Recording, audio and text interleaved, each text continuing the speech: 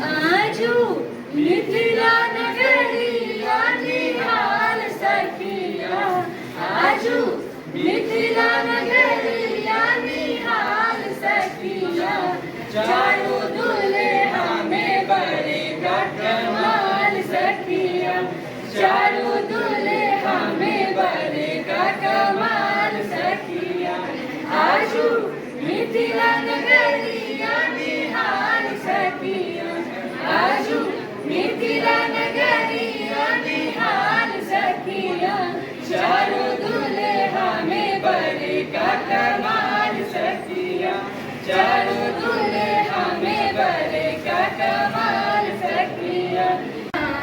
हे गौरा तोड़ो सजन माना, तोड़ो सजन माँ, किछु न बुझो से ऑर्डर धरन माना, तोड़ो सजन माँ, किछु न बुझो से ऑर्डर धरन माना, जेकरा न कहियो देखलो जन्म भर, जेकरा न कहियो देखलो जन्म भर, रोटी करुने माना।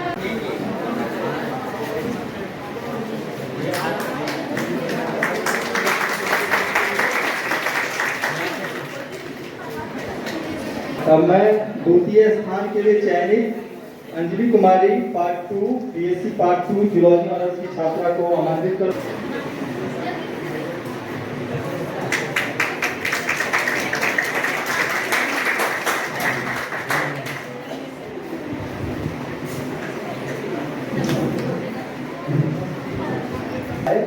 और एमएन पांडे साहब से अनुरोध है कि वो सम्मानित करेंगे और इसका सर्टिफिकेट प्रदान करेंगे।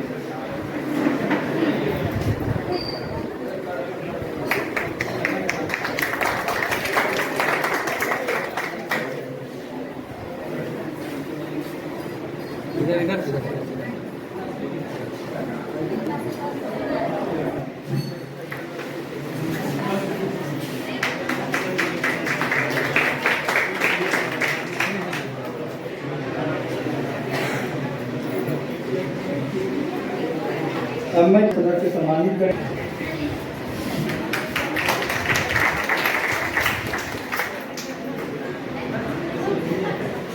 का सर्टिफिकेट प्रदान करेंगे।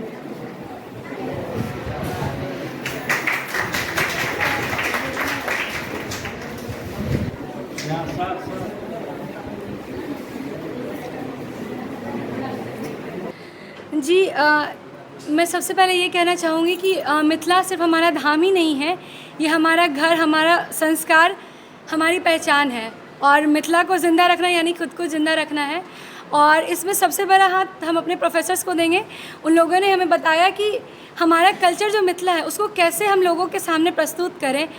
और कुछ हमारे घर से, हम लोग भी मिथिला से बिलोंग करते हैं, मिथिलांचल से, तो हम सब बस ये चाहते हैं कि हमारा मिथिला धाम और मैथिली आवाज़ जो है, एक भाषा है, ये पूरे विश्व में प्रसिद्ध हो। आपने देखा कि अभी मिथिला यूनिवर्सिटी का विश्वविद्यालय स्वर्ण जयंती समारोह मनाया जा रहा है। इसी उपलक्ष्य में राम निरक्षण आत्माराम महाविद्यालय में भी खेल कूद और नाटक वगैरह का आयोजन किया गया। तो हमारे साथ बात करने के लिए प्रोफेसर सुरेंद्र प्रसाद जी मौजूद हैं। क्या क्या आयोजन हुआ यहाँ? यहाँ खेल प्रतियोगिता जो है, एथलेटिक्स हो या फील्ड वर्क का हो, भाला फेंक हो, जेवलिन थ्रो हो, गोला फेंक हो, हाई जंप हो, रस्सी कूद हो, ये सब फील्ड का जो आउटडोर गेम था। इंडोर गेम में कैरम है, टेबल टेनिस है, और बाकी जो है लिटरेचर सेशन, वाद विवाद प्रतियोगिता था, एस्से प्रतियोगिता था, छात्राओं के लिए रंगोली प्रतियोगिता भी थी, विशेष रूप से म्यूजिकल चेयर का था, और बहुत सारे कार्यक्रम किए गए।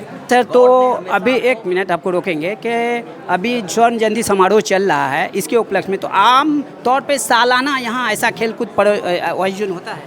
जी, पिछले साल भी हुआ था, और हम लोग फिर जनवरी में नए साल में वार्षिक खेल प्रतियोगिता का यहाँ आयोजन करेंगे, जिसमें आप सबों को उस वक्त में सीजन भी बढ़िया रहेगा और आप लोग फिर इसी तरह से एकत्रित होंगे। एक छोटा सा कड़वा सवाल कि जिस प्रकार से सरकार को या विश्वविद्यालय को खेल कूद को प्रोत्साहन देने के लिए प्रोत्साहन राशि उपलब्ध कराई जानी चाहिए लड़कों को प्रोत्साहित करने के लिए, उन्हें ये क्या? बिल्कुल ऐसी बात नहीं है सर कि सरकार की तरफ से, विश्वविद्यालय की तरफ से, महाविद्यालय की तरफ से किसी तरह की आर्थिक प्रॉब्लम नहीं है सर। ये गलत है, आप इसको पूरी तरह से समझ लें। जब भी कोई बच्चा अच्छा करता है, मुझे नहीं समझना है, आप लड़कों को समझाएं, आप उनके पेरेंट्स को समझाएं कि यहाँ सभी सुविधाएं हैं, हर चीज़ है, फुटबॉल है, जैवलिन्स हैं, सारे उपकरण मौजूद हैं। ये उन्हें समझने की, मुझे नहीं समझने की जरूरत, क्योंकि तो इस तरह की सुविधाएं आपके कॉलेज में हैं। बिल्कुल है सर। जितनी चीज़ों का आपने नाम गिनाया, each and everything present here, and I am easily available to provide any kind of facilities whatever the student needs and come to the college। महाविद्यालय प्रशासन हर समय में उपलब्ध है, हमेशा। तो आपने देखा कि हमारे प्रोफेसर सुरेंद्र प्रसाद सिंह कितने एनर्जेटिक हैं इस खेलकूद को बढ़ावा देने के लिए। यहाँ पर हमारे साथ बात करने के लिए इस कॉलेज के एक्स प्रिंसिपल भी हैं। इन्होंने भी अपने कार्यकाल में बहुत सारी चीज़ें कराई होंगी और अभी भी हो रही हैं। आपके वक्त में और इनके वक्त में क्या समय में बदलाव आया है? बदलाव क्रमशः प्रगति होती जा रही है। यहाँ पहले हम लोगों के समय में था कि फैसिलिटीज़ कुछ कम था जी, सारे पैसे विश्वविद्यालय ले लेते, फिर वहाँ से आता था। अभी पैसा की कोई कमी नहीं है, इंफ्रास्ट्रक्चर भी काफ़ी बढ़ रहा है। इंडोर स्टेडियम बना हुआ बहुत बड़ा विशाल, तो इंडोर स्टेडियम में सब अंतःक्रियाएँ की जाती हैं, खेल कूद से संबंधित।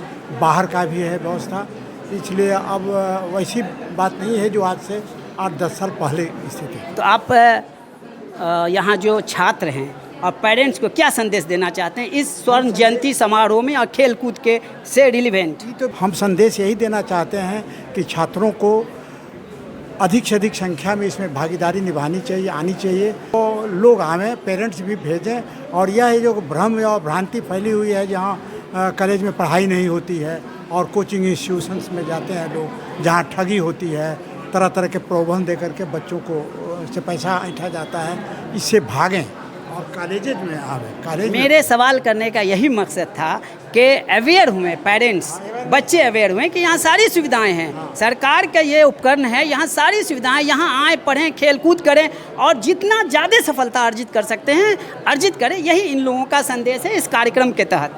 आप बहुत, आपके चेहरे पे मुस्कुराहट है आज के कार्यक्रम को देख के, कैसा महसूस कर रहे हैं सर? बहुत अच्छा महसूस कर रहे हैं। 2019 से लेकर सर के पहले मैं ही चार्ज में था यहाँ, और 2019 में एनुअल स्पोर्ट्स हुआ, A1 हुआ था, सारी व्यवस्था थी और स्टूडेंट्स भी ज़्यादा से ज़्यादा उसमें भाग लिए थे। और चूँकि बीच में 2 साल कोरोना पीरियड था, उसमें और वाटर लॉगिंग भी कॉलेज में हो गया था, जिसके कारण 2 साल नहीं करा सके। फिर मैं रिटायर्ड किया और सर की व्यवस्था थी। अभी तो ये स्वर्ण जयंती समारोह हो रहा है, लेकिन इसके बाद भी एनुअल स्पोर्ट्स का प्रोग्राम बन गया, जो कि सर ने बताया जनवरी में करेंगे। और बच्चे मैक्सिमम पार्टिसिपेट करें, यह मैं क्या कहते हैं बच्चों के गार्जियन से आग्रह करता हूँ। यहाँ रियल में कोई कमी नहीं है, लड़कों को क्या क्या फैसिलिटीज़ खेल कूद में चाहिए वो कोई कमी नहीं है। और ये अगर वो आते हैं तो उनको सारी सुविधा मुहैया कराई जाएगी। बहुत बहुत धन्यवाद सर। यहाँ पर 3 प्रिंसिपल बैठे हुए हैं समकक्ष, और कुछ रिटायर कर चुके हैं। प्रोफेसर सुरेंद्र प्रसाद अभी फ़िलहाल हैं। तो एक चैलेंज भी है कि जो पहले हुआ उससे बहुत अच्छा हो और अच्छा हो, और आप लोगों का इनको भी सहयोग मिलना चाहिए, मार्गदर्शन मिलना चाहिए, ताकि ये कॉलेज और आगे बढ़े। वॉइस ऑफ इंडिया से बात करने के लिए धन्यवाद सर। धन्यवाद। तो आपने देखा किस प्रकार यहाँ पर 3 प्रिंसिपल मौजूद हैं। इन्होंने अपने समय में भी खेलकूद प्रतियोगिता कराई थी, और वॉइस ऑफ इंडिया चाहती है कि अधिक से अधिक बच्चे कॉलेज, सरकारी कॉलेज में आएँ, इनका लाभ उठाएं। यहाँ खेल कूद की सारी सुविधाएं मौजूद हैं, उनका उपयोग करें और देश में बिहार का और दरभंगा, समस्तीपुर का नाम रोशन करें। कैमरामैन नौशाद के साथ मैं हसीब अहमद, फिर मिलूँगा। धन्यवाद।